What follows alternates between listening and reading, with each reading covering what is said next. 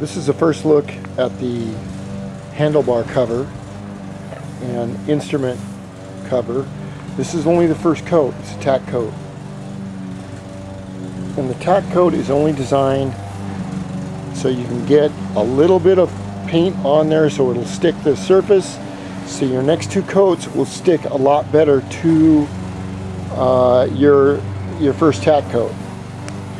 Here is where I've taken my JB weld and smoothed it into this switch.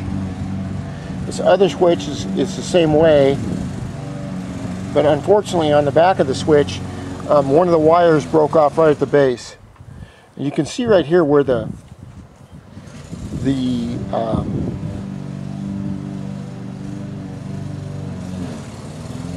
truck bed coating and has not gone on uniformly.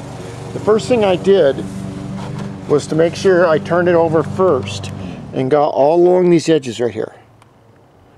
Okay, and you have to get, especially in these areas right here, you're going to see these areas. You want to get inside there. You want to get inside anything that's going to show.